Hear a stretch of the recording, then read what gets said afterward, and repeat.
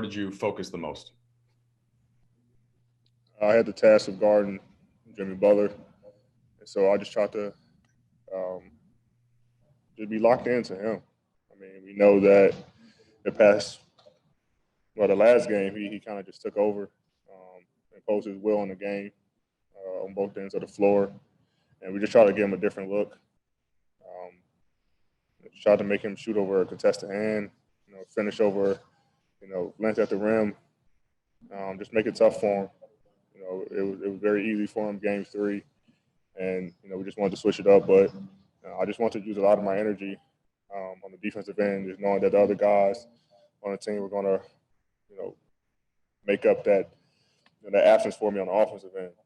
And guys did a good job of making shots, making plays for our team, especially late game. But defensively, I think we were just better overall. We were locked into what we were doing. We still had mistakes, but some of the mistakes we had, we just covered for each other. Mistakes are going to happen, but we seem like we played with a little bit more sense of urgency tonight. AD, LeBron said that the reason that he texted the guys about how this was a must-win tonight was that part of it was that he felt like this is one of the biggest games of his career.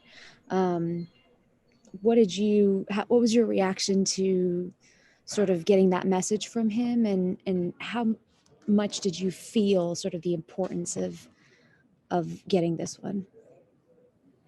Yeah, I mean, he sent that message, and guys already knew. I mean, we felt bad after losing game three. We didn't play the way we were supposed to play, so guys were already on edge, coming into tonight. And then we see the message from, our leader saying it's a must-win, and he just left it at that. And guys knew coming in that we need to bring our A game. And like I said, we kind of already knew that we had to play a certain way, and that it was a must-win. I mean, we all season said we don't want to be a team that loses two in a row, and we have the ability to make that happen. So we was already on edge about coming in and being ready to do whatever we had to do to get this win. Ramona Shelburne.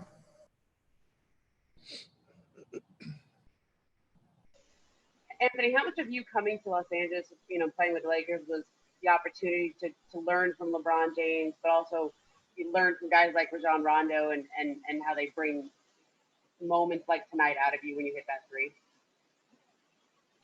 Yeah, I mean, Bron and Doe has been the two guys who's really been in my ear a lot throughout these playoffs. I mean, these guys have been here. Bron been here numerous times, and Doe's been here as well. And those two guys have been in my ear, just helping me through the journey. First time here, playing on a big stage in LA. Those two guys have been very helpful for me, just keeping me, in a moment, not looking too far ahead. When I'm playing bad, not getting down. Body language, being a leader, all these things. So, the credit goes to them of the success that I'm having individually, because without them, no telling where I'll be. Those two guys have been on my shoulders about almost anything you can think of trying to help me become a champion. Alice. Jimmy went 5 for 5 in the first quarter, and then I think he went 3 for 12 from then on, and there were a lot of possessions with you on him. How much of that defensive switch was on you personally? Was it decided by the coaching staff? And what's the feeling to make an impact on what LeBron called a must-win game with your defense? A little bit of both. I mean, we just wanted to give him a different look, honestly, and we're asking a lot out of Bron. And so I just told Bron, I mean, I'll take him. You're coming down, and we want you to run the screen and roll, get in the paint, get fouled, find guys, get back, guard Jimmy. Like, I'll take some of that, that load off of him, and I'll guard him. And if I pick up a quick foul, then you take him. And then if Markieff come in, he takes him. But I wasn't in foul trouble tonight, and I was able to stay on the most of the game. But coming in with the mindset of knowing what he just did towards Game 3, very easy for him. You know, the floor was very open. He got what he wanted, and knew me coming in, knowing that I was guarding him. I just wanted to take all that away and just make it difficult for him. And I just did that to the best of my abilities tonight.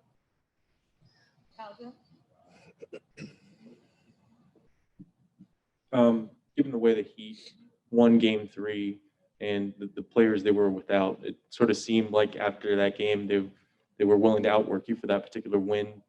Did you feel that, and how much motivation did that sort of element, wanting to work at least as hard, if not harder than the Heat, motivated you in this game? As a team, we never want to be outworked. We always say that if we're a team that's more physical, the hardest working team, then we really have a great chance of winning basketball games, especially with the talent that we have. So we feel like we got bullied. We feel like we got outworked. They're more scrappier than us, and we didn't like that. We saw it on film. They were doing whatever they wanted, especially Jimmy. Like I said, we didn't like it, so we wanted to come out and just be demanding on the defensive end, demanding on the offensive end, playing with grit, down on the floor, loose balls, talking, being scrappy. We're able to do that tonight. If we play like that every game, especially next game, then we can become champions. AD, I know a lot of you guys didn't play on the same team as each other last year, but a lot of the individual players on this Lakers team didn't have the best defensive numbers of their career going into this season. How did Frank Vogel emphasize defense right from the start of training camp? And why do you think so many guys were able to raise their game in the way they just hadn't the previous few years? He got on us from day one about defense. Obviously, guys know he's a defensive-minded coach, and we know that if we want to win, you're going to have to play defense. Obviously, offense. You can look at teams. When I was in New Orleans, Alvin used to say it all the time. He used to preach defense. I had the best offensive team in Phoenix. We would score 130, and we would never get past the second round Western Conference Finals because we didn't play defense. So, and it's cliche. You hear it all the time, defense win championships. So, in order for you to win, you gotta defend, and that's what we try to do. He told us that from day one that we're going to be a defensive-minded team because that leads to fast break points. When we want to run, we want to get stops and run, and the only way you can run is if you get stopped. So God just kind of bought into it. We trust him. We trust each other. We can trust each other on rotations. The guys are talking, and that's why we get so upset when we have defensive breakdowns. Not more so offensively, but defensive because we know what we're capable of doing. And guys take pride in their defense. We work on defense every day in practice. We're for sure going to do defense because guys want to be better at it, and we know it's going to help us get to our goal. All right, last three questions, Will. All right, thank you, Mark Medina. Anthony, there were a few plays where you took some hits to your eye, the fall. How are you holding up from those, and what was the key in playing through those things? I'm not going to come out the game. I'm fine. It's happened. It's basketball plays. It's the finals. The games are physical. Plays happen where guys get hit. But you gotta be willing to leave it all on the floor. JaVale told us before the game, we should come back into the locker room exhausted. Leave it all on the floor. So, it was some, just random plays that happen, get hit in the eye, and then get hit in the leg by AC. But just gotta shake it off and fight through it. We got 2 days off, to get back healthy and get ready for Game 5. Melissa? Hey, D, is it common for LeBron to send texts about games, calling them must wins, or is that the first time he's ever done that this season? I think that might be the first time for sure here in the bubble. Usually when we play bad, he'll send texts or I'll send texts and just, tell guys we're fine. we'll be okay, things like that. But we usually, talk more so in person after the game, before a game, or in a meeting or something like that. So, he's done it before, but, like you said, he woke up early, just in his room, with the game on his mind, that we have to win this game, and, decided to send a text, said it's a must-win game.